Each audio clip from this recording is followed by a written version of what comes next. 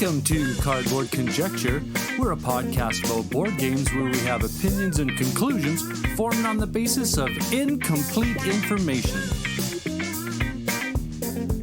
This episode of Cardboard Conjecture is brought to you by these great Saskatoon businesses: Amazing Stories Comics on 8th Street, Dragon's Den Games on 8th Street, and Breakout Escape Rooms on Faithful Avenue.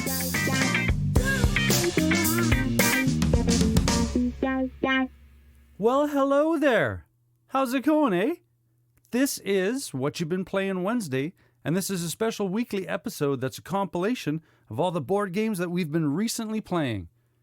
And contributing on this episode are Board on the Air of Dice and Men, All You Can Board, Board and Game with Andrew Bucholtz, Dice and Dragons, Mathew Legault of Scorpio Masqué, Friday Night Games, definitely a board game podcast, Metal Meeples and Beer, and Cardboard Conjecture. Remember to check out the show notes for links to all the content of the Whatcha Been Playing Wednesday cast. Have fun exploring all these great content creators, eh? Hey there, Chad from Of Dice and Men here, and my apologies, it's been a while. I didn't mean to miss so many great Whatcha Been Playing Wednesday episodes, but I'm glad that so many other great content creators are able to step up, so no one really missed that much. In any case, I'm back now, and ready to talk about the newest entry to the Root board game family, the Marauder expansion. Root itself is an asymmetric wargame featuring very cute animal meeples and artwork, but don't let that fool you. The game is a heavy ecosystem of combat and control. In the game, you'll find yourself controlling one of the several factions available, and whether you play the Marquis Ducat or the Erie Dynasty, you'll have a thematic faction-specific goal in mind to help you achieve the victory condition of being the first to get 30 victory points. The game achieves its asymmetry by having each faction get a specific twist to a core set of rules, and coupling that with the army-specific abilities of your selected animals, each player will have a unique experience that you can lean on when it comes to replayability. This variability in player powers also makes Root one of my favorite games, granting it the design ability to match theme with mechanics. The Marquis, being the recently invading force of the woodland, gets their points by setting up shop, so to speak, whereas the Erie Dynasty seeks to reclaim their rule after being recently vanquished, but insists upon sticking to tradition and royal decree. And all of these things come through in the mechanics of the factions. Some of the potential downside of this asymmetry emerges as a sort of delicate balance between the factions. Some teams require others to be in play to keep them in check or to provide much-needed interaction that they might depend on. The Woodland Alliance, as an example, can't really get off the ground if there aren't a lot of troops in play.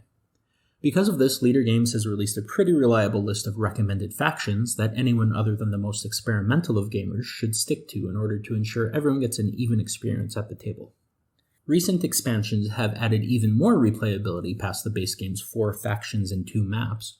The Clockwork expansion has added well-defined bots you can use to fill seats in your games, and the Riverfolk expansion introduces 2 new factions into the mix, the Religious Lizard Cult and the Entrepreneurial Riverfolk Company. The Underworld expansion adds another 2 new factions, as well as some new maps. The Corvic Conspiracy, which uses lies and trickery to infiltrate the ranks of other players, and the Moles of the Underground Duchy that can pop up anywhere in play and claim the ground that they've lived underneath for so long. And we haven't even started talking about the new expansion yet. Leader Games, as they usually do while running a Kickstarter, has given their backers the opportunity to try before we pledge, and I've got a few games in of the 2 new factions being introduced, the first being the Lord of the Hundreds, and the second the Keepers in Iron. The Lord of the Hundreds represents a warlord and his band of rebellious warriors traipsing through the woodland concerned only with leaving behind a wake of destruction. The faction-specific way of gathering points for the Lord of the Hundreds has to do with ruling otherwise empty clearings. For each ruled clearing with no enemy pieces, they can score up to 4 points per turn. In addition, the Warlord themselves has a mood card that gives them a special ability each round, with the caveat that they can't use the same card twice in a row. The other unique aspect of the Lord of the Hundreds is their command points. The number of actions they can do is related to the items that they've built or scavenged from others. I really like this aspect, as we haven't really seen another faction care about items in this way since the Vagabond in the base game.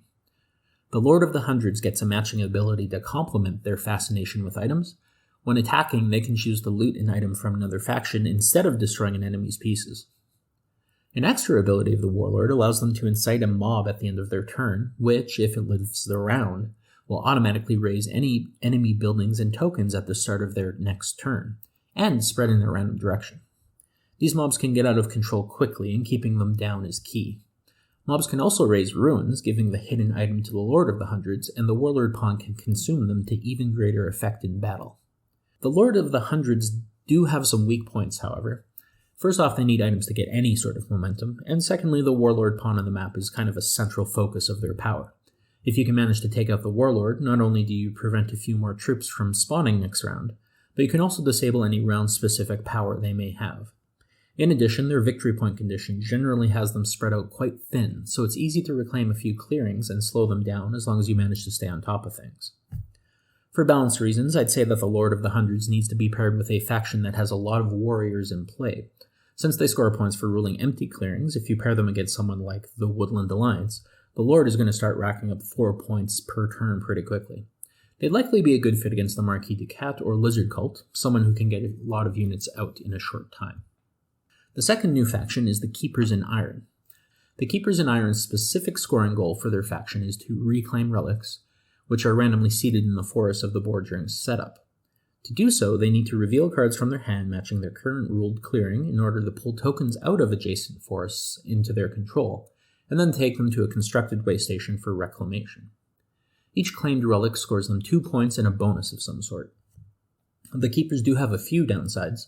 Their large, bulky suits of armor, which allow them to ignore the first hit in combat, also slow them down so much that you can only move one of them per action without a supporting caravan. And the cards that they desperately need for their relic recovery are really hard to come by. They don't draw a new card at the end of every turn like most other factions, but instead have to earn cards by discarding their rare warrior pieces from play or recovering relics. They also have a decree similar to the Eerie, in that they have to declare at the end of their turn which action bonus they're going to take for their next turn. While the mission bonus is nice, it also announces to every other player at the table what they plan on doing, setting them up as easy targets to attack or avoid. There's more to Root's newest Marauder expansion, including hirelings, landmarks, and more automated factions. And as the Kickstarter goes on, I'm sure Leader Games will release more content to play around with. They've already released some of the hirelings and some new advanced rule sets to try out. The Marauder expansion Kickstarter is running until March 15th, so you've got a few days from this recording to check it out and pledge away. I'll likely be playing some of the new hireling print and play content on stream this Sunday, so you can check out our channel on Twitch of _dice_and_men_YQR, and otherwise catch us on our bi-weekly-ish podcast via your favorite podcatcher. Last episode, we talked about the value of board games, which led to an interesting discussion about how much we think a box of printed cardboard is really worth. Enjoy the rest of Whatcha Been Playing Wednesdays, and hopefully we'll catch you soon.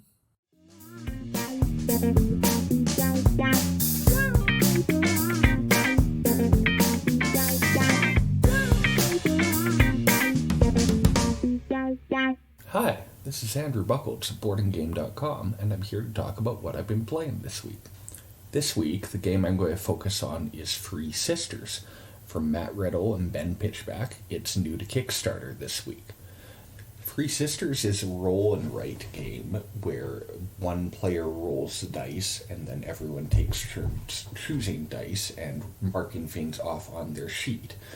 Free Sisters is towards the deeper end of the roll and write pool and also the heavier end. There are more combos in this than you'll find in a lot of basic roll and writes, and there's a lot to think about. That's not really surprising considering that Riddle and Pitchback, the designers here, also did Fleet the Dice game, which was also a heavier weight roll and write and one that really explored combo possibilities. And for those who have played and enjoyed Fleet the Dice game, I think you're going to get a lot of fun out of Free Sisters. Free Sisters, the title, comes from a method of planting crops that help each other out. As per Wikipedia, indigenous peoples in North America had been using the Free Sisters technique of companion planting as far back as 800 AD, and that initially involved maize, climbing beans, and winter squash. The modern version of this, and the free crops that are used in the game, are pumpkins instead of the squash, beans, which remain, and corn instead of maize. What's interesting about this is that these crops all benefit each other significantly. The corn or the maize provides a structure for the beans to climb. The beans put nitrogen in the soil, which helps the other crops. And the squash, or the pumpkins in this case, spreads along the ground, blocks sunlight, and helps to prevent weeds from being established. How this works in the game is that each player has their own garden sheet, and it includes regions, and in each of those regions you have each of the Free Sisters crops represented by boxes. How do you plant and grow those crops? Well, that's where the die drafting comes in. At the start of each round, the start player will roll all the dice and then arrange them around the central rondel. As in games like Yspahan, you group the number of dice of one particular value together. So if you're rolling 6 dice, which you would do in a 4-player game, and you wind up with 2 1s, 2 3s, a 5, and a 6, the 2 1s would go on the first space ahead of the farmer meeple, the 2 3s would go on the next space, the 5 would go on the next space, and the 6 would go on the next space. Then, after you've done that, you move the farmer meeple to the following space after the highest number, so that ensures that the dice are going to be set up for other actions next round. Once those dice are rolled and placed, each player, in turn order, drafts a single die. They then use that die both in their garden to either plant or to water. What that means is planting is checking off up to new boxes of crops, while watering increases boxes of a crop that you have already planted. In addition to the garden action, you get to take an action based on the rondel space from which you selected the die. And you can do that and your garden action in either order. So sometimes you're able to set up a combo by doing a garden move first, and sometimes you're able to set up a combo by doing the rondel move first. Rondel actions let you do things like improve your apiary with bees to get different combos out of that, improve your fruit track, which lets you get other points and other combos, go to the hardware store, which lets you check off boxes on tools in order to gain abilities, go to the shed, which gives you goods that work for allowing bonus actions, and it also gives you compost, which you can use to modify your rolls. Go to the farmer's market, which gives you bonuses based on how many goods you have collected to that point, or just take an extra gardening action. A cool thing with this is that once everyone has selected a die, everyone gets to use the last die that's left. So that can add some interesting decisions in which die you take, because you're also thinking about what you're hoping will be the last die that you'll get to use as well. Overall, Free Sisters is a great puzzle, and it's one that also comes with a very good solo mode where you compete against Farmer Edith, who drafts specific dies based on a list of priorities. It's a fun puzzle to explore that way as well. For those who like strategic games and like games at the deeper end of the roll and write spectrum, I think there's going to be a lot to enjoy here. I've been playtesting this game a bit over the last few months, and I think it's quite an enjoyable roll and write, especially for those who like the idea of deeper combos and deep strategic decisions. And the production version of this looks really beautiful from everything they've shown to this point, particularly of Beth Sobel's art. So that's Free Sisters. It's from Ben Pinchback and Matt Riddle and their new company, Motor City Gameworks, and it's available on Kickstarter right now. And I'm Andrew Bucholtz of BoardandGamedotcom. You can find me there or on Twitter at Andrew Bucholtz, BUCHOLTZ. Thanks for listening.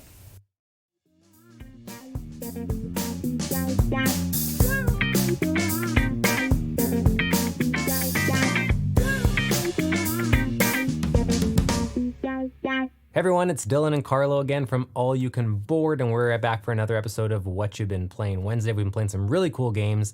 The First of which is Renature, a game that we absolutely love now. And I'm going to throw it over to Carlo here to talk about why we love it so much. All right, yeah. Part of the reason we're loving it so much is because I don't think we really expected it a whole lot from it. Wasn't really on our radar as like one of our most anticipated games of 2020, and other people might be in the same boat, being kind of fooled by the pretty artwork and stuff. But it's actually a pretty mean game, and it's also just very interesting. Lots to consider on every turn. We have a how to play video up on our channel, so I won't get into the full rules here, but the long and short of it is it's a domino laying game with area majority. So there's two different types of spots on the boards. One type of spot where you're actually laying your dominoes, and then there's these adjacent areas where you can plant these different size or colors of plants, and then these plants are basically going to be used to fight over the majorities in these areas.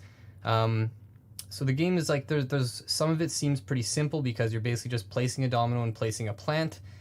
But what kind of changes the game and opens things right up is that each player not only has pieces like plants in their own color, but also a neutral color, which doesn't score for either player. So you can place these to kind of deny other players points in these areas where you're scoring majorities. And then you also have these cloud tokens in your supply that allow you to do these little like game-breaking moves. Everyone starts with 6 clouds, and you can use them to either take pieces back that you've already planted, or you can, change the wild suit on the dominoes, or you can even take an extra turn back to back. So there are these little things where it kind of just blows the game wide open, and you can have these crazy game-changing turns.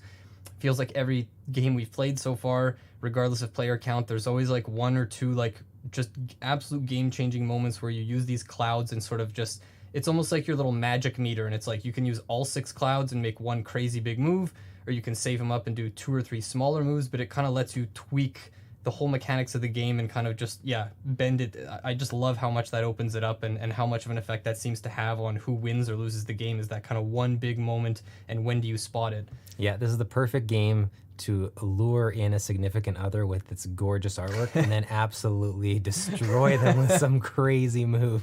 It's a game that every time I play, there's a move that I feel super good about, and at the same time, so much shame that I'm about to do something to my opponent that I just don't feel proud of, but kind of do feel proud of at the same time. Yeah. That's where the meanness comes in, is like, you will feel great about what you're doing, but you're really going to have some swings in a game where one person is at the table is not going to feel super great about their position, but there's cloud tokens and there's ways to sort of get that back and swing it back in your favor. For sure. But yeah, it's I think in that way we've said it's kind of like Arboretum, where the artwork paints a very different picture than what the actual game is in terms of its like how not accessible it is, but you would expect it to be a lot more tame. Yes. And it's not that. Yeah, no, it's anything but, and I love it. And the other thing I'd like to say real quick about it is I've seen a couple people online say like, oh, it's good, but it's kind of simple. You only usually have like 2 or 3 moves each turn. And I just feel like, what game are those people playing? Like, when I feel like maybe on the first turn or 2, but like even as of turn 3 onwards, 4 on, like sometimes it feels like there can be like 100 or more permutations. Like even just again with the clouds and what they enable you to do, like it feels like you could stare at it forever, but because not everything is calculable, it kind of stops you from getting too deep into the analysis paralysis, because you realize like you can kind of have an idea of if someone's going to be able to steal an area back from you, but you can't just sit there mathing everything out, because they can always do something that kind of, again, breaks everything. So yeah, it's just, there's so much to like here. Yeah, I'm a huge fan. I every time I play it, I just want to play it again right away. Surprised, I think, both of us, but I'm just super, super impressed with Renature. Yeah, definitely. The other game we have been playing, which I'll touch on a little bit here, but I'll also tease that we're going to have some content coming out on it that'll go into it a little bit deeper, is Three Sisters. This is a brand new game from Ben Pinchback and Matt Riddle, who designed Stellar and Fleet the Dice game, along with a bunch of other games. It comes to Kickstarter tomorrow as of this recording. When you guys listen to this on Wednesday, it will be out. And we have some content coming out with how to play, as well as a preview that's already up as we're recording this. This is a really cool strategic roll and write. It's a deeper roll and write experience than what you might be used to from the genre. You get 2 sheets, not just one. Exactly. It's so big you need 2 sheets, and both sheets are full of boxes to check off.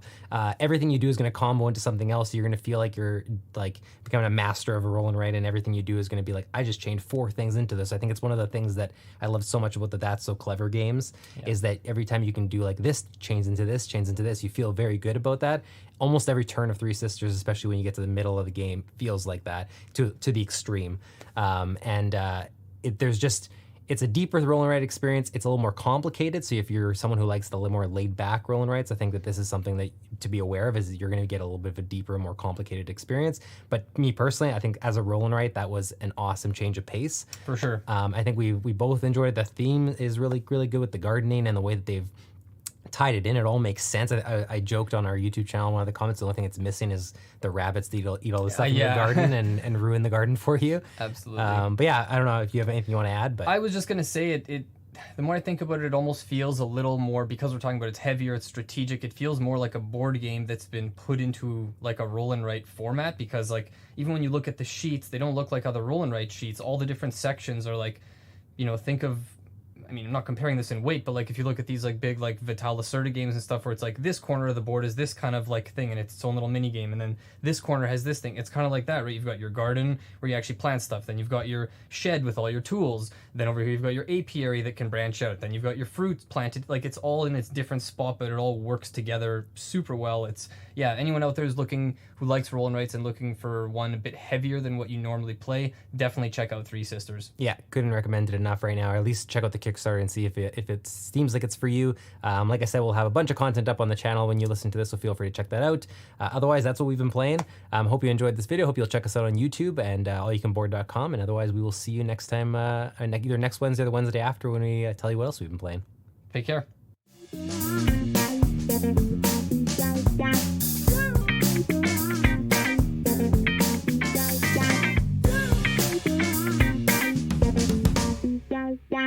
Hi, I'm David. And I'm Shea. And we are Board on the Air, and this is What Have You Been Playing? Wednesday edition for a group of Canadian podcasters who get together and put everything together. Virtually. Virtually. Yes, Yes, we are not in the same room. No. Okay. The game we are going to talk about this week is one of the new hot games from Alexander Pfister called Cloud Age. Yes, a card drafting style game with a little bit of drafting in there. What are you drafting in this? Did you got- play the same game I played did? the same game. I got so many cards. Okay, so this one has some feel of a lot of his games where they're multi-use cards, depending on how you play them. Some of them you use as a resource. And they're going to give you special abilities, one-time bonuses. Yep. And you're moving your airship across the board to different cities, attacking their militia. It is a very... the theme is very dystopian world that you're moving across to kind of take over. Yeah, and you can upgrade your player board like a lot of his games, only this one, it's your ship, your Zeppelin, and you're adding cannons and stuff like that, and faster movement, or more movement, more than anything. You get extra movement spaces because your cards, like I thought the neat way that this game played, where you have that deck of cards with numbers, and as you flip them over, one of them, the lower one, is how much energy or cards you get, and then the higher one is how much movement you get. So it adds on to that movement, you know, in case you get the 0 or the 1 or something. Yeah, it has that deck building element where you have a group of cards of different values. Yep. And you can thin that out through different actions in the game. I would say, yeah, you can thin it out, but it's not easy to get those ones unless you guess really well. Yeah, so there's 3 phases to the game. The first one is basically the resource phase or the production phase. The second one is your movement phase. And the third phase, you are exploring. Yeah. You're going out onto a board. You can explore one of 3 cards, or you can build.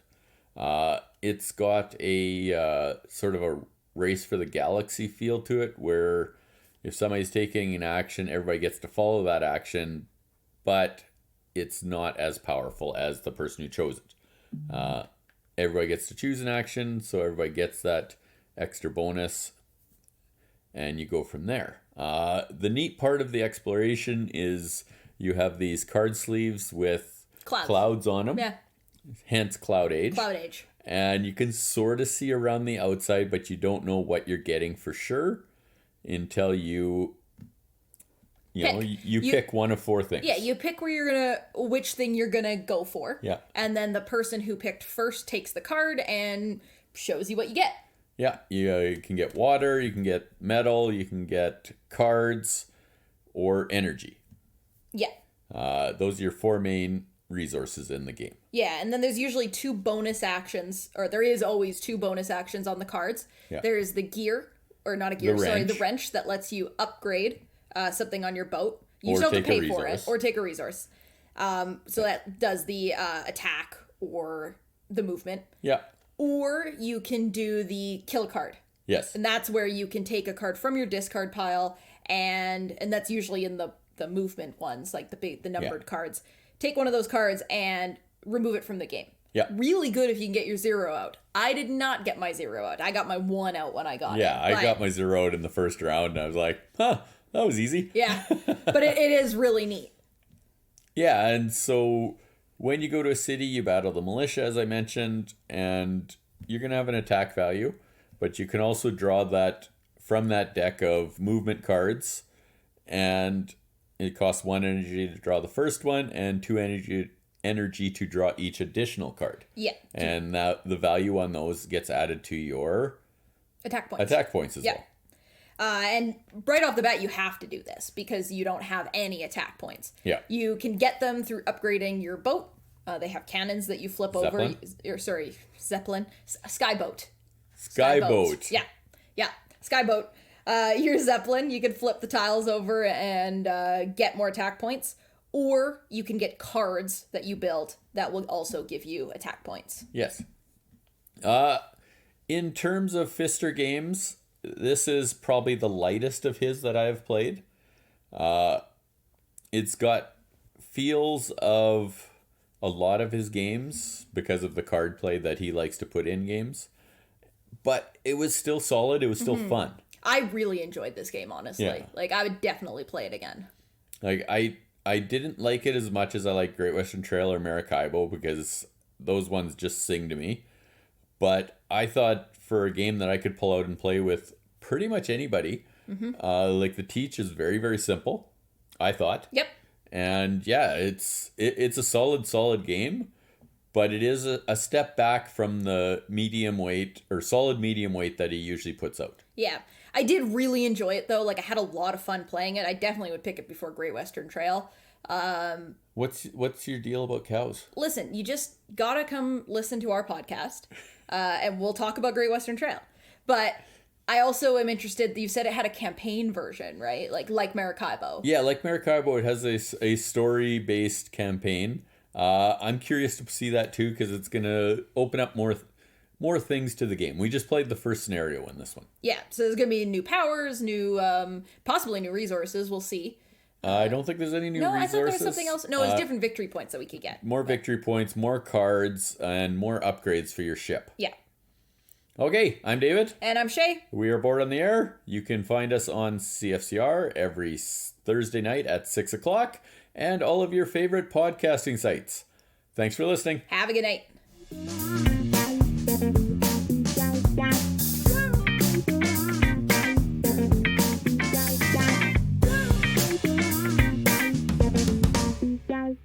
Hello, my name is Aaron Milic, And I'm Royce Calverley. and we are definitely a board game podcast. A podcast definitely about board games, except when it isn't. And we are excited to be here. We're talking about 2 more games about what we've been playing. And I just want to say, we get a little flack, especially me, for being cult of the new. We're only interested in brand new games. And part of the problem is I'm always buying new games, so I'm That's always true. excited about my new game. Yes. Yeah. Just for that, we're going to talk about 2 old games. All right. Let's do 2 old games for a change. Yeah. My game came out in 2013 originally. Okay. That's old, is it? Okay. Give me a break. Do my best. All right. What it is, it's Takenoko. Ah. For those of you who aren't familiar, Takenoko is by Antoine Bauza. It's from Bombix and Matago in 2013. I've actually had this game pretty much since 2013. I bought it pretty new when it came out. why I'm talking about it now instead of, a new game is I just got a new game. I got the brand new Super Collector's Edition of Takenoko, and it is so beautiful. It is massive. The bamboo stands like 7 inches tall, these wooden bamboo pieces. The panda weighs like half a pound. He's so chunky and huge. Nice. It's fantastic, and it's just so beautiful. I already love Takenoko. Takenoko is a game where you are doing set collection, you are rolling dice to get actions, you are doing action selection to take different things around the board. It is a lighter family level game where you can play with kids, but adults can appreciate it as well. This just is such a wonderfully tactile, immersive experience in this collector's edition that I cannot recommend it highly enough. If it wasn't so expensive, I would have bought it a long time ago. If I hadn't gotten such a good deal on it, I never would have gotten it. So buy the base game if you don't have it. It's really worth it. But wow, the collector's edition is so pretty. Nice. Yeah, certainly a great game. And if you want a chance just to try it before you buy it, this is one of those ones on Board Game Arena. It is on Board Game Arena. Yep, yeah, absolutely. And it plays really well there.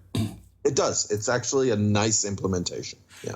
So Royce's game came out in 2013. We're talking about old games today. Yeah. My game came out in 1960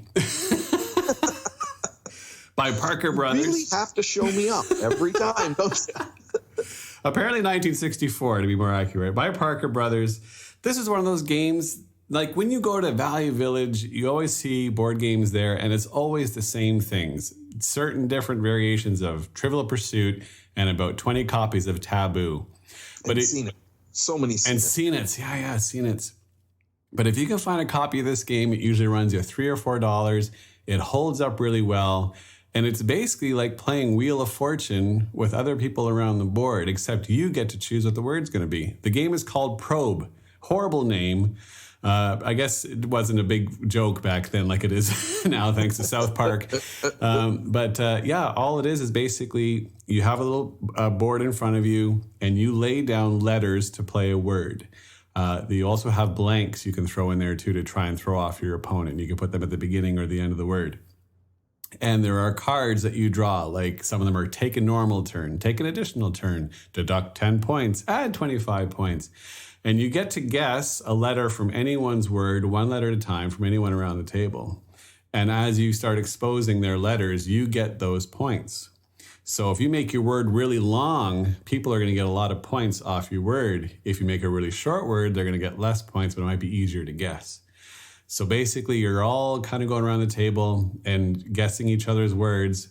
And it isn't whether or not people guess your word first, second, third, fourth. It doesn't really matter. It's whoever has the most points at the end of that round wins. So there is some strategy involved as well. The game holds up really well. Parker Brothers, 1964, Probe. If you ever see it in a used shop, pick it up. It holds up well to this day. I'm surprised I haven't played this one. I'm kind of interested, so we'll have to play it together when COVID is finally over. Yeah, if you love word games, then for sure you got to give it a try. It's up there with Scrabble for me. I've been playing it for since I was a child, and I really enjoy it. Excellent. All right, so that was our one really old game and one that was at least old enough that I'm no longer Cult of the New. Fair enough. So that's What You've Been Playing Wednesday. We're definitely a board game podcast. You can find us on Twitter at Board Definitely. You can email us at definitelyboard@gmail.com. And you can always find us on our guild on Board Game Geek at Definitely Board Game Podcast. Yeah, and check out our podcast, Definitely a Board Game Podcast, which you can find anywhere that podcasts live. Awesome. See you soon. Bye.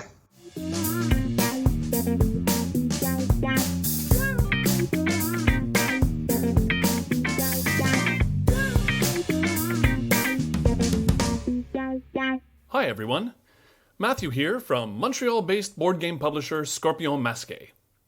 Do you like word games? Do you like deduction games? Did you enjoy Decrypto, the #1 party game on BGG? Well, if so, you have to pick up Master Word, our brand new word-based deduction game. Kind of a cooperative cross between Mastermind and 20 Questions. Listen until the end of the segment and I'll tell you how you can watch a live play of Master Word this coming weekend. When I was a kid, I used to play a ton of chess with my best buddy Joe. We'd run around and play road hockey outside. I was Patrick Waugh and he was Mats Naslund, and he was Doug Sotart and I was Guy Carbonneau. And then we'd come back inside and play hours of chess, drinking tea, and listening to Johnny Cash albums. He was a much better player than I was, but I was so used to his strategies and tactics that I was able to grab a win from time to time, say 1 in 3 or 4 games. Now, those head-to-head, zero-sum game confrontations were a huge part of my development as a gamer. Recently, I've revisited this kind of head-to-head challenge, and the game that has brought back those memories is Seven Wonders Duel by Bruno Cathala, published by Repost Productions. Now, this 2-player game is reminiscent of its predecessor, Seven Wonders, but it's a much tighter and much more elegant game overall. Now, for those of you who don't know, Seven Wonders Duel is a tableau-building card game in which you do a kind of open draft. The cards are laid out in a specific pattern on the table with alternating rows of face-up and face-down cards, and each row overlaps the row beneath it. Each turn, all you do is you take a card from the face-up cards available, and when a face-down card no longer has any cards overlapping it, it's flipped face-up. Now, this face-up and face-down element gives you information about what cards will be available later in the round, so you can sort of plan ahead. Now, you use the cards to get resources, just like you do in Seven Wonders. You develop commerce, you gain military power, you increase your science knowledge, you gain victory points, and you generate money or you construct wonders that give you bonuses. You play through 3 eras, and at the end, the player with the most victory points wins. Oh, but there's also military victories. If you collect enough military power, you can push the military symbol all the way along the track to your enemy's capital and win instantly. Oh, there's also the science victory, in which you successfully collect all 6 science symbols. That's an instant win too. And sometimes, building a wonder gives you an immediate extra turn, taking your opponent completely by surprise. Now, my buddy Chris, who I've mentioned here before, is nearly unbeatable at economic games. I mean, he's able to do these quick mental calculations that even with a pen and paper and calculator and a free weekend, I just couldn't do. But we've played around 14 games of Seven Wonders Duel in the last week. Games only last 20 or 30 minutes, and I think I might have the slight upper hand on him in the wins column. Now, why is this? Well, a lot of it has to do with the cards that come up. I mean, if you're forced to take a card that reveals a very good card for your opponent, well, there's not much you can do about that. So you might think that luck is the only reason I've been able to squeak out my glorious victories. Not so fast. Now, if we think back to my chess story from a couple of minutes ago, I found that one of the best ways to beat my friend Joe when I was little was to distract him, while playing a sneaky move to take him by surprise. My hands would sweat, my heart would pound, and I would watch him eyeing the other side of the chessboard from where my diabolical but incredibly delicate plan was about to take place. If he notices, it's all over. And if not, boom. I pulled off a science victory like this in Seven Wonders Duel against Chris. I was losing by around 40 points. It was like 55-15. I had no hope. I did, however, have 4 of the 6 science cards.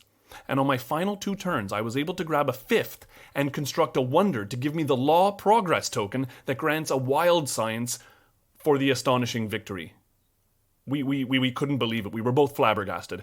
But as this plan was coming together, I had that same heart-in-mouth feeling as I used to have, hunched over the chessboard with only this daredevil all-or-nothing Hail Mary plan keeping my flickering hopes alive. The one proviso I have, that out of the 14 games we've played, only 2 have gone the full distance to a victory point calculation. All the others, that's 12 games, have been decided either by military or science victories. And yes, sometimes the game will screw you. Your choices suck, you have no opportunities. If I take this card, it gives him this one. But if I take that card, he gets an even better one. And wait, oh, you know what? He's actually going to get both of them. And there's nothing I can do about it. And why do I still have no resources? Oh, great. Look what he's just flipped. Fantastic. But, you know what? 20 minutes later, that game is over, and you've started another one, and this time, you're on top, and look at him squirm. Yes, yes, take that card. I'm not really like that. Well, maybe a bit. It is such a well-made, beautiful, elegant, crunchy game. And the beauty of playing it on BGA is that you don't have to faff around with setting the damn game up. It's all there for you. And all you need to do is put on the kettle for tea and turn up the Johnny Cash. So that's it for this segment.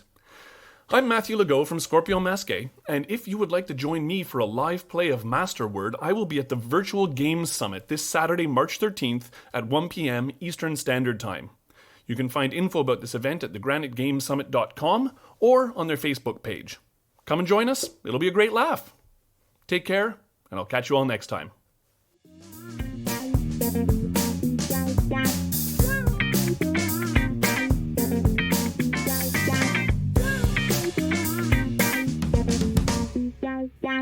What up, gamers? I'm Jayson. I'm Julie, and together we're Dice and Dragons. And this week on Whatcha Been Playing Wednesday, we're going to talk about The Few and Cursed. Yes, this is published by Rock Manor Games. It is designed by Mike Nade, the owner of Rock Manor Games, and it is based on the comic book series by Felipe Cagano and Fabiano Neves. I'm glad I was able to remember that. Now, neither of us have read the graphic novel. I did pledge to get into the Pledge Manager. Well, I'm not sure they had a Pledge Manager for that trade paperback Kickstarter, but I'm hoping they had one. So this game has a solo mode, a competitive mode, a cooperative mode. Can play up to 4 players. It's a fairly long game, though. The box is a little confused. It says 60 to 90 minutes. We find that it's probably, in our place at least, 90 minutes to 2 hours. Yes, I'd have to agree with you on that, and that is at 2 players. So what are you doing in The Few and Cursed? Well, it is a post-apocalyptic future that is the setting. Well, the setting has now become the Weird West. It is based around the city of San Andreas, and you are a curse chaser who is trying to acquire the most grit, or if you're playing cooperatively, you're trying to defeat 3 monsters before you run out of grit. Now, all the action takes place in what is now known as the Pacific Desert. It is what used to be the Pacific Ocean because all of the water has disappeared and water is now currency. Now, this is a deck-building adventure game, so you're going to be using cards to fight and capture bounties, to move around the map, and hopefully become the grittiest curse chaser of them all. So, talking about the deck building, I really enjoyed the whole improvised mechanic. I thought it was a lot of fun. Every turn you get to pick up 2 cards and you decide which one you want to keep and you put it right into your hand that you're going to play. The other one you discard. So as much as I really like that, that's also what I would say added a lot of time to the game because you have to it basically gives you pause as you're trying to figure out what you're going to do, and you can't really pre-plan, right? Because there's a lot of cool stuff that can happen with those deck builders, the cards you pick up. You can get extra fight, you can get extra money, you can get more curse, less curse. You can what else am I forgetting? Movement. Sometimes all of those things. I'm wondering. Pick up cards. It would be hard to work. But I think it'd be interesting if there's a way to do the improvised mechanic at the end of your turn, just so that you had all your cards going into the start of your turn. Yeah, but I like the fact that you get it and you get to play it. I think What I mean mechanic. is, let's say that you end your turn and then you have your 5 cards so you can plan out your next turn. I mean, you'd have to just start the game with 5 cards. Like you each start with an improvised. I don't know. I like this. I mean, as much as I'm complaining about the fact that it adds time, it was fun. Hey, I agree with you. I love the improvised mechanic. I'm just trying to think of a way that we could save some time to make it easier to get to the table. You know what? The other thing I like is that, and I'm gonna, this character. I played the character of Annabelle the redhead, and I really liked it because she kicks butt. She's pretty strong, and it's fun to see a strong character. She has a lot of capacity to take on curse without becoming cursed. Well, she is the main character of The Few and Cursed. Well, there you go.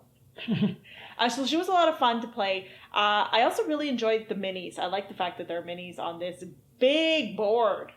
Yeah, and it's always fun to have a big board where we have places to store cards. I mean, that's one of the reasons why with our LCGs we buy playmats, so we've got nice places to store our cards on a playmat. So, I mean, I enjoyed that a lot. I like the fact that you're fighting these monsters, and the monsters get progressively harder. I thought that was well, cool not too. necessarily progressively harder. I say that that's the way they all came out, but there's definitely a level to them. Oh yeah, I mean there's some weaker ones that came out afterwards as well. But I mean, you work your way up to the really bad guys. How's that? Yes, that's a great way to put it. So for me, there's also, what did you think of the jobs? I like the jobs. I thought it was an interesting way that you can take part in the game and score lots of points depending on the jobs that you get without even trying to capture bounties and even engage with any of the monsters. Now, one thing to mention is that we played the cooperative game and the competitive game. During the cooperative game, because you have to go after the most wanted bounties, those hard villains that then become more monstrous. Well, not necessarily more monstrous, but some of them are fairly monstrous when you look at them. That guy with the crazy face paint that has lots of attack. Well, yeah, he's monstrous. In any case, because you have to clear all those most wanted bounties, or else you'll be taking negative hits to your overall grit, and that's sort of your timer that's going to be ticking down. You don't really get a chance to use the jobs or the regular wanted bounties unless you're really in a tight spot. It's all about gearing yourself up in a cooperative game to be able to smash the bad guys as quickly as possible. But in a competitive game, you don't have to do that, and the jobs are a really nice way to play a completely different but I was style. going to say, and you score lots of points. Talking about gearing yourself up, you don't want to neglect to go try to collect those artifacts when you're playing the competitive game, because they definitely have a huge impact. I was running away with the game until we counted at the end of the game, and Jayson pulled ahead by a long shot because of all the artifacts that he had picked up. I also had a job that let me double points on some of my other jobs, which really helped out as well. So basically, that's what we've been playing. I enjoyed it, but it's not my favorite game of 2021. No, it's a deck building adventure game. We like deck builders. We like adventure games.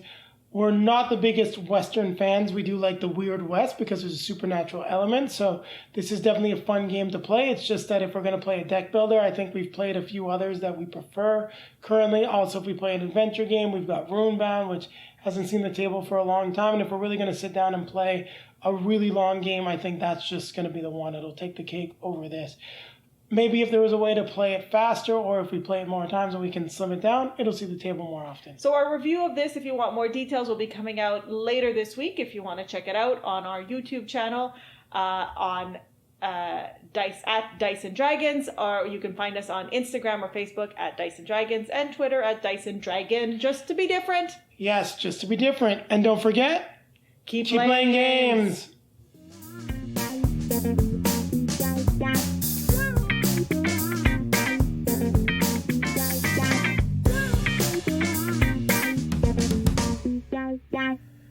Hello everybody, this is Rob from Metal Meeples and Beer, again recording for the Whatcha Been Playing Wednesdays podcast. I'm joined again with my wife Anna Marie. Hello. And today we're going to talk about two games. The first one we're going to talk about is Fort from Leader Games of Root fame, designed by Grant Rodiek. The art is also by Kyle Farron, the same artist that did all the iconic art for Root and Vast and the new Oath that's coming out on Kickstarter. This is a deck building game for 2 to 4 players, and this game is about kind of warring little clans of kids in the neighborhood, building forts and competing to build the biggest fort, and competing for friends and betraying each other, and they're collecting pizza and toys and all kinds of fun, cool things that took me right back to the 90s and my kind of childhood playing outside in the neighborhood. Anna Marie, can you tell us some things about this game? I think my favorite part of this game was the recruiting phase. Mm-hmm. So when you recruit, you get to basically gather more kids to your Right. fort building process. Whether it's kids just hanging out in the neighborhood or trying to steal kids from the opposite fort. Right. Yeah. And that's what I think is fun, because you can try to mess with the other players and try to take away their recruits, their former recruits, Mm-hmm. but then they can just turn around and mess with you right back on the next time. So it's a fun little, you can dig them, they'll dig you, and it's, I don't know, I like that, and it wasn't... Yeah, you're constantly stealing kids from each other, and each kid has a different power, so you're kind of recruiting them for their ability, and you're taking them over into your hand, and you're going to use them, but then if you do use them, your opponent might be able to steal them back from you and so forth. Yeah, that's a fun part of the game. Keeping with the theme of that, though, too, there are 2 cards that every player has that can't be taken, and they're Yeah. your best friends. The best friends, yeah. They never leave their home fort, so they're with you to the end through thick and thin. But all the other kids are kind of fair game jumping ship. Yeah, yeah. The one thing I really liked about this game was that whenever I played a card, it would have 2 sections on it, one for everyone to use and one for just me to use, and same for you on the other side. So it was kind of cool. Whenever I played this card, you would have the opportunity. You might not have the right cards to do it, but you'd have the opportunity to potentially use my card as well, to kind of a lesser degree. And then I would also get a second action on there that was only just available for me. And the same thing for you. It added in that element of, if I play this, well, he can play it too. So do I want to play it, or do I want to maybe not play it this time? Yeah. But how long do you put off playing it? So I did like that as well. Yeah, I really like the resources are just the 2 resources, pizzas and toys, and you're using those toys and pizzas. You're trading them in to build up your fort to higher levels. And once you reach a level 5 on the fort, I think it triggers the end of the game. And also, pretty hilarious, you whoever builds the biggest fort first gets up to the level 5 fort first, gets the macaroni trophy. The macaroni trophy. Yeah, and which gives you extra victor points at the end of the game. And that also triggers the end of the game, and everyone gets equal amount of turns, and then you count up victory points and count up your little, because you get special rules too as you make it through. What are they called? Made up rules or something? They're called. Yeah, make believe rules. Made up rules. Made up rules, yeah. And each one of your forts has their own set of made up rules that you get some extra points at the end of the game too. So yeah, I thought it was a lot of fun. It kind of made me think about when I was a kid and we would do forts all the time, and it was literally like straight out of that, with their skateboards and the pizza and toys and the water whole guns. Thing. Water guns, yeah, exactly. Yeah. The whole thing just is great from a theme perspective. Oh, the components in this game too. I didn't expect anything less, honestly, being from Leader Games. But yeah, they have the double thick cardboard for your player mat, and the little wooden bits and stuff. Everything just fits nicely, and it's great because this is a game that we're going to try and play with our kids as well, and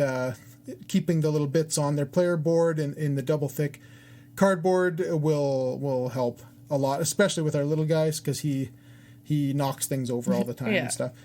But yeah, no, I really enjoyed this one. And it's a great price point too. It's a small box, a lot of a game in a small box, but we've only played just the 2 of us, and I'm very curious to play with 3 or 4 players. But the 2-player game I felt was very chess-like, and almost I would say like it just has like a back and forth, take that and chessy type of thing going back and forth. So I did enjoy it with 2 for sure, but I'm curious to play with 3 and 4. And we're about even on this one. Yep. I think you've crushed me once, but other than that, did crush you. It's been as per usual. But otherwise, I think it's been pretty even. But yeah, Fort from Leader Games, really like it. The other game we're going to talk about quickly is one we've talked about a few times, but it's the newest hero packs for Marvel Champions from Fantasy Flight Games. We had Quicksilver and Scarlet Witch, and we purposefully held on to Quicksilver so that we could play them together. He came out last month, she came out this month, only a few days ago. We played them together. I played as Quicksilver, you played as Scarlet Witch. We took on Ultron, trying to get revenge for Pietro here. And tell us about Scarlet Witch. She was so much fun to play. She has been my favorite character, my favorite hero to play so far.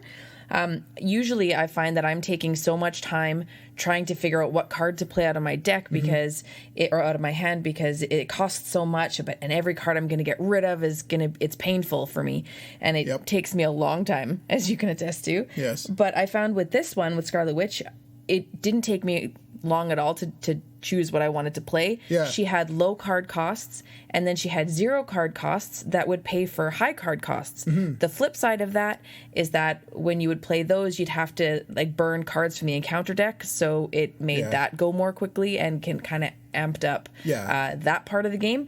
But I had a ton of fun playing her. I thought she was a great balance of attack and thwart. She was super powerful too. Yeah. Yeah.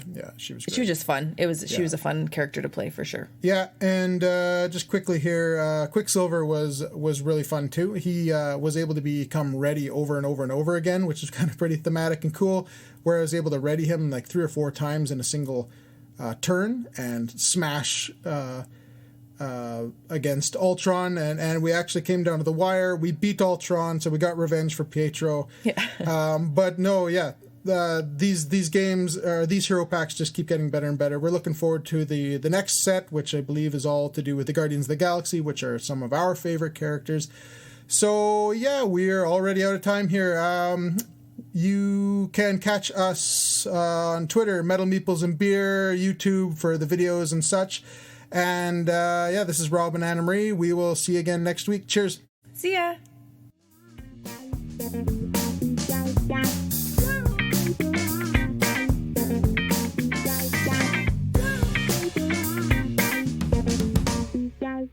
Hey everybody, Matt and John here from Friday Night Games. You can check us out at Instagram at FridayNight_official, Twitter at Friday Night GMS, Twitch at Friday Night GMS, YouTube, just search Friday Night Games.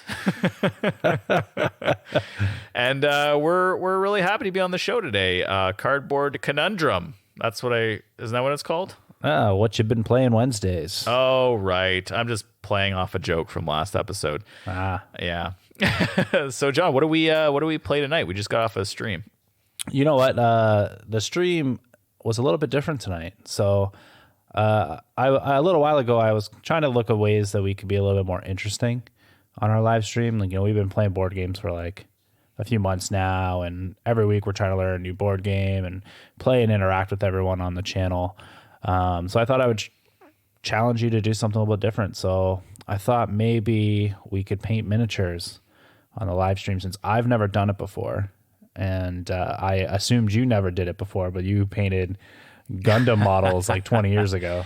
Yeah, 20 years ago, I used to have a bunch of Gundam Wing models, and I actually went out and purchased at Christmas. I asked for a bunch of models. I actually had to order them straight from Japan. I had to go to a crazy website to get them. But yeah, I did, and I actually have a pretty decent airbrush too. So, but this is a little different. Yeah, so I was on our local game store, Tabletop Renaissance Facebook page, and I was just asking around, like, hey, what are some good sets to start off as starter sets to do this stream? And the owner of the game shop was like, hey, just let me know what you want, and I'll supply it for you. So it was really cool that he sponsored our stream today. He ordered us a couple Warhammer 40K starter sets to paint tonight. Yeah, so I got to paint the Space Marines, and John got to paint the Necrons. Yeah, so what did you think of my challenge, Matt? Well, the challenge is still going to go on, and we're going to post some pictures, and everyone can vote on it. Let me ask you a question. What did you like about it, John? I think the experience was good. I think if we were going to put it over the top and have an awesome time, I'd put on some meditation music while we were doing it. Honestly, it was super calming, and the only thing I wish I had while we were painting is those magnifying goggles so I could see a little bit more. I felt like I kept having to take my glasses off to look closer. Honestly, I really enjoyed just getting into it, and I look forward to exploring it more and trying out new techniques and getting a little bit more detail put into it. It definitely brought me back to my Gundam painting days, although this was a lot more fine detail than Gundam painting, but I really liked it. I actually was like, oh man, I wish I was doing this more often, which kind of makes me feel like, hey, I should buy maybe not necessarily miniatures for a board. Well, it could be miniatures for a board game, but maybe I would buy something like an actual model and paint it, have a pretty sweet model I could paint. Oh, that'd be interesting. Yeah, it doesn't have to be miniature. It could be like Batman for you, or something that Naruto for me or something. So is there anything that you feel like you did incorrectly? Nope.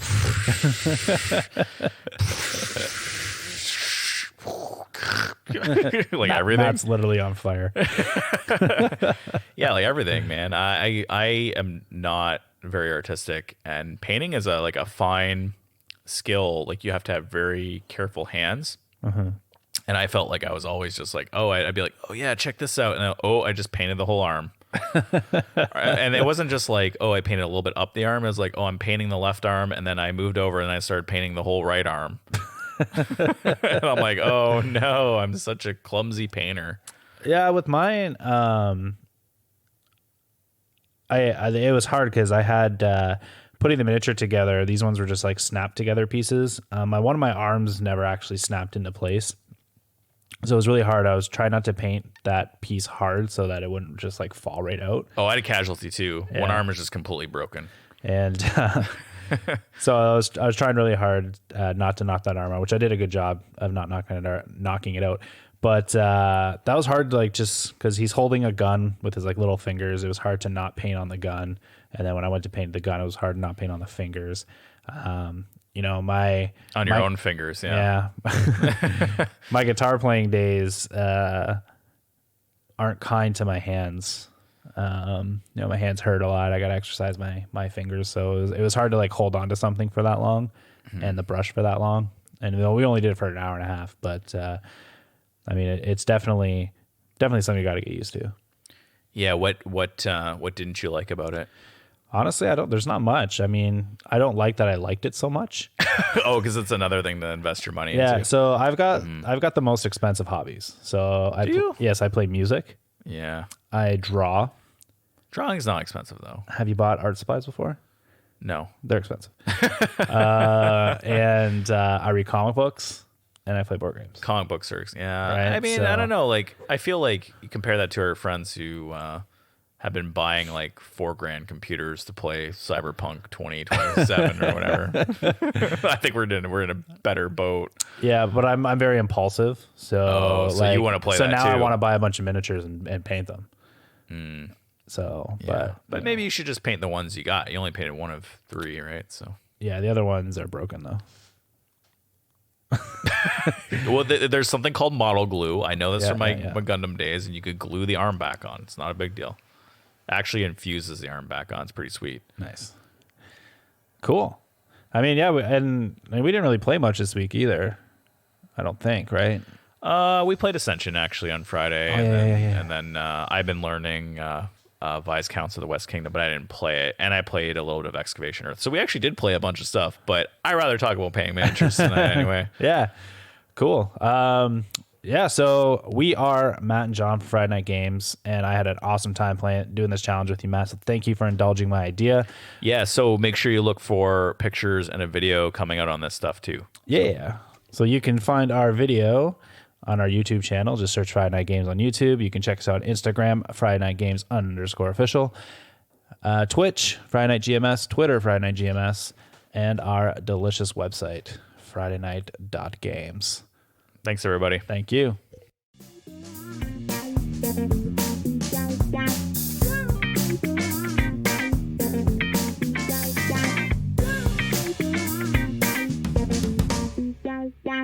Hey everybody, it's Norm from Bridge City Board Gamers Community and the Cardboard Conjecture podcast, where we have opinions and conclusions formed on the basis of incomplete information.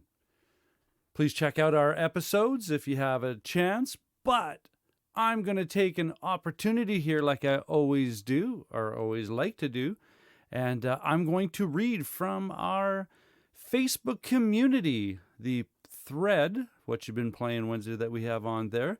Let's start with Jayson. Jayson says, Amy and I played in the Year of the Dragon, Rialto, Calico, Tiny Towns, Castles of Burgundy, and Solken this week. That is an awesome week. And as I said, in the Year of the Dragon, I love that game, but it's death by 1,000 paper cuts for me. Ryan didn't have an opportunity to get an episode, but I'm going to tell you what he played. So Ryan, he's been continuing his campaign of Sleeping Gods and playing a lot of Renature. Both those I so want to try. I love Ryan Lockett. He's got some great art. Moving down the list, Lane. Speaking of Ryan Lockett, Lane's playing Above and Below. He played Clank Legacy, Exit the Haunted Roller Coaster, Zombie Kids Evolution, and Seven Wonders. I do want to try Zombie Kids Evolution.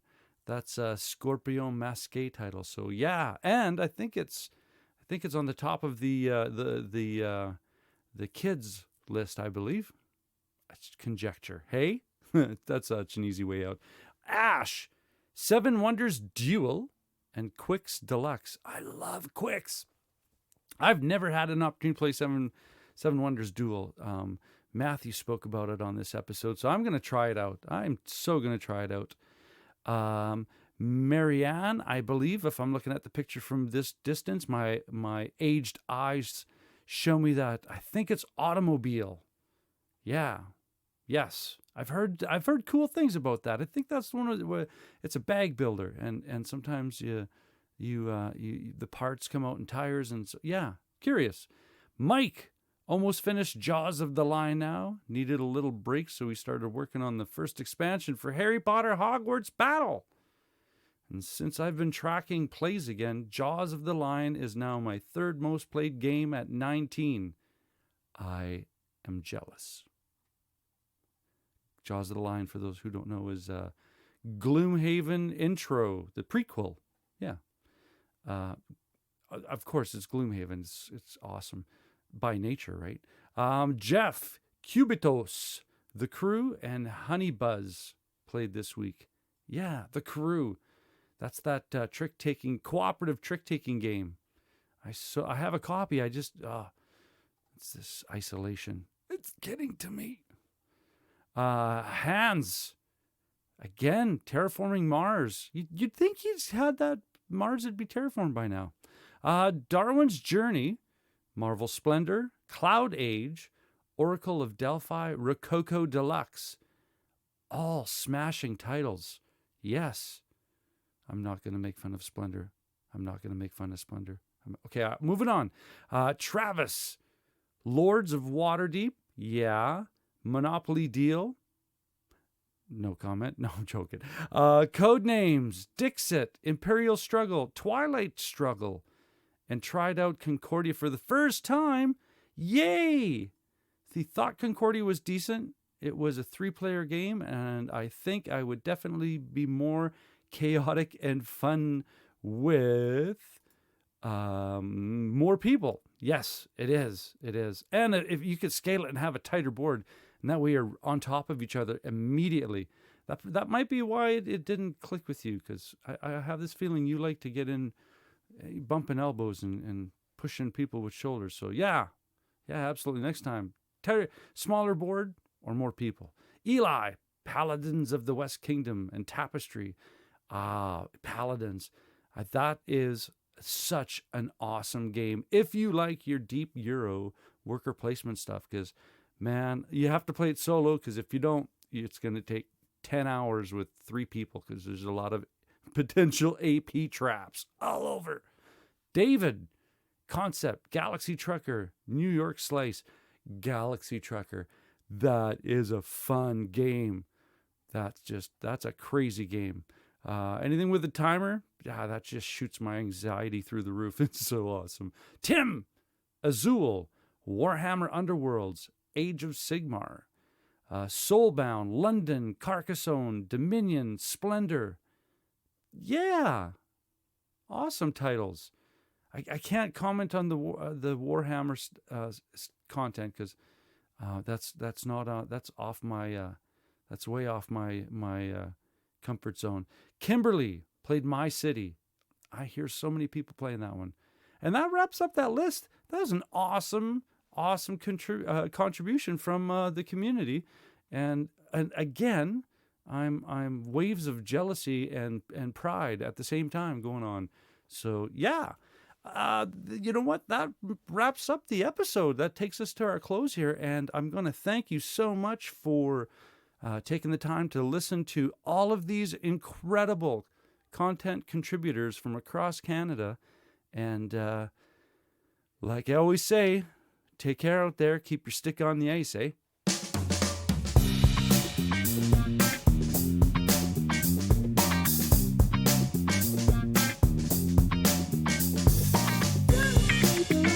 This episode of Whatcha Been Playing Wednesday has been brought to you by the people of Cardboard Conjecture, where, you know, a double-double and a chocolate dip, that goes a long, long way.